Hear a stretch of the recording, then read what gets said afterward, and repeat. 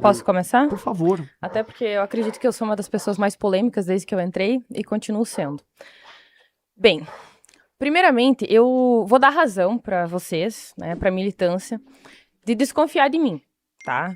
Eu sou realmente uma pessoa diferente, eu sou excêntrica, eu tenho uma aparência, como eu poderia dizer, um pouco contrastante, saturada, comparada com o resto do pessoal. Porém, eu acredito que muito mais importante do que a minha aparência realmente é a minha disposição e o comprometimento em favor do projeto.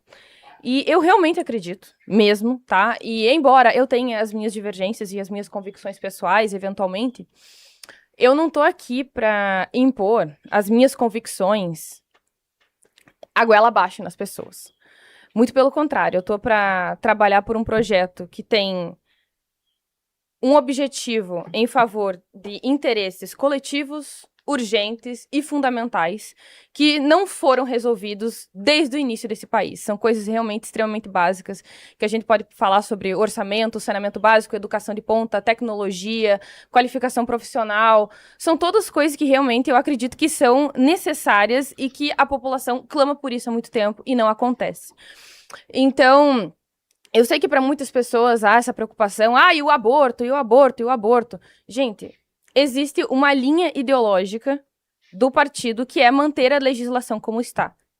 Pronto. Não há mais absolutamente nada a ser discutido aqui. Eu entrei pro projeto, eu assumi a minha responsabilidade em relação a isso, sabendo de que era assim.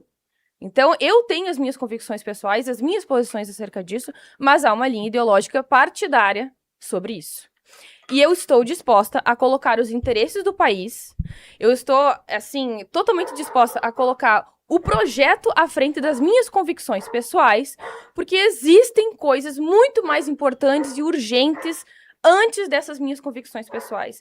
Eu acredito que muitas das pessoas que estão aqui realmente acreditam que o projeto transcende a individualidade delas. É muito mais do que eu, ou Renan, ou Riso, ou Piauí, isso e aquilo. Eu acredito que realmente são mesquinharias.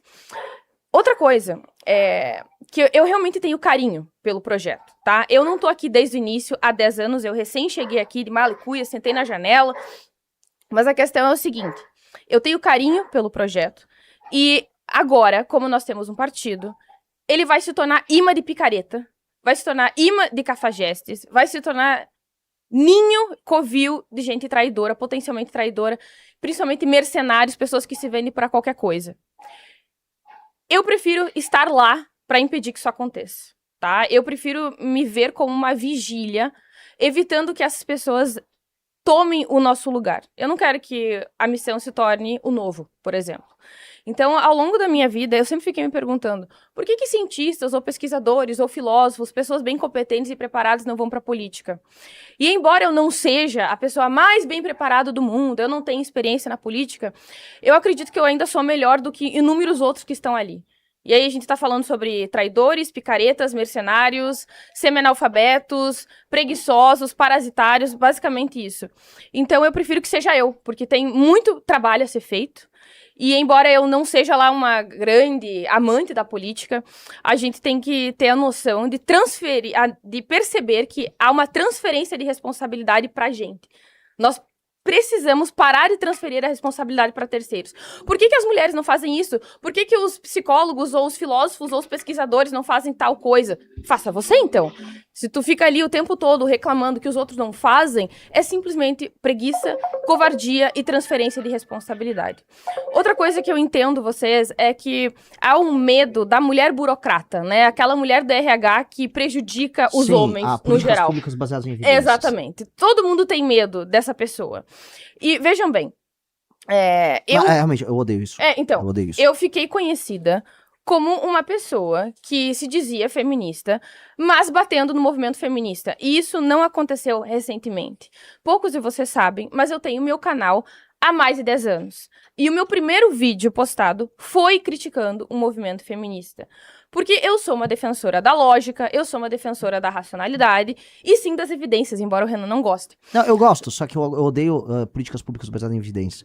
Não como um aplicação, fato, mas o discurso, mas né? o discurso é muito babaca. Eu sei, eu te entendo. Hoje em dia, eu entendo mais do que nunca, considerando algumas pessoas que eu tive que lidar recentemente, também por causa da minha integração com o partido, com o MBL, enfim. E vejam bem, eu entendo essa preocupação, mas eu já tenho projetos na minha cabeça que visam beneficiar a população masculina, tá? Eu não tô ali para ser uma bomba relógio, eu não estou me dispondo para ser uma espécie de cavalo de Troia, porque eu acredito que muitas pessoas também esperam isso. Então eu vou apresentar para vocês agora, tá? Em primeira mão, nunca falei isso em público, sobre um projeto de lei que eu tenho, já fiz os cálculos sobre como que isso vai custar para os cofres públicos, já pensei em relação a todos os efeitos de longo prazo, tá? Em relação à sistematização daqui 2, 3 anos, daqui 10, 20, 30 anos, como isso vai beneficiar e aumentar a coesão social, beneficiar os homens, as crianças e também aumentar a confiança no brasileiro em geral, principalmente entre homens e mulheres, que é o direito de saber. Todas as crianças que nascerem vão ter teste de DNA. Todas. E todos os homens, eles só serão responsáveis por aqueles filhos que eles tiverem certeza que são deles. Porque existem muitos que abandonam as crianças porque elas não acreditam que elas são deles. Então, existem muitas pesquisas baseadas em evidências que indicam que quanto mais certo o homem tem acerca da paternidade, mais ele vai investir emocionalmente, financeiramente e temporalmente. Ele vai estar muito mais presente. Isso também vai reduzir e muito aquela sensação de moralização e de ultraje que geralmente a mulher reage como se ela fosse desonesta, né? Muitas vezes as mulheres, elas reagem de tal maneira como se fosse um ultraje desconfiar da idoneidade dela. E também é uma posição baseada em evidências que quando tu aplica uma lei como essa universalmente, você reduz e dilui essa sensação de ultraje. Todos estarão sob essa mesma égide, sob essa mesma lei, tá?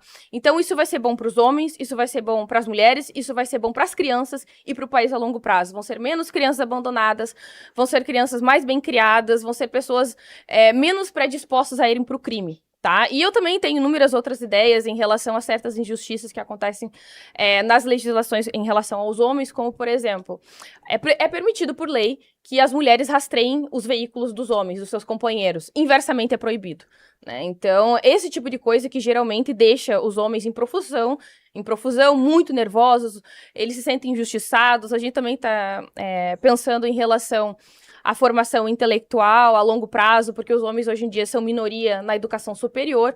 Então, gente, eu prometo pra vocês agora, tá? Agora enquanto política, né, que é engraçado, eu prometo que eu não sou um cavalo de Troia e que definitivamente eu tô disposta a me comprometer pelo projeto e melhorar a vida de todos, tá? E aí é um discurso republicano meu. Eu tô aqui porque eu quero melhorar a vida das pessoas que me odeiam, das que me amam, das que creem, das que não creem, das que são progressistas e das conservadoras, dos homens e das mulheres, tá? Eu não tô aqui pra impor a minha convicção pessoal. Outra coisa que eu vou até reforçar, algo que o Renan sempre fala. Nós somos diferentes. Nós somos diferentes dos outros. Nós não queremos repetir os erros dos outros partidos, dos outros grupos. Isso significa que nós iremos abrir mão, sim, de popularidade, nós iremos abrir mão, sim, de voto, eventualmente de eleições e de vitórias. E, vejam bem, muitas pessoas têm medo do fato de eu não ser religiosa. O Arthur não é religioso. Começamos aí. E ninguém vê ao problema em relação a isso. Mas vejam bem, eu me nego a instrumentalizar a crença religiosa das pessoas para conseguir popularidade. Eu nunca farei isso, porque é nojento. É nojento, é asqueroso, é baixo, é desonesto. Eu considero isso profano. Eu jamais farei isso com vocês. Eu não vou mentir que eu sou religiosa, que eu adoro a santinha, que eu tô lá todo dia de joelho agradecendo a Jesus, isso e aquilo. Eu sou uma pessoa honesta. Eu sou transparente e eu tenho compromisso com a minha ética e com os meus valores. Então, assim, ó, se vocês querem continuar acreditando em político picareta que instrumentaliza a crença de vocês de forma ignóbil, nojenta, vocês têm essas pessoas à vontade. E essas pessoas são psicopatas e estão há anos, décadas, enganando vocês na política. Se é isso que vocês querem, vocês têm. Mas eu não sou essa pessoa. Eu prefiro ser impopular, eu prefiro ser odiada, eu prefiro ser uma derrotada do que fazer isso, tá? Então, eu acho que basicamente é o que eu gostaria de falar pra vocês, tá? Maravilhoso. Quer falar bem? Quer falar, Gabriel?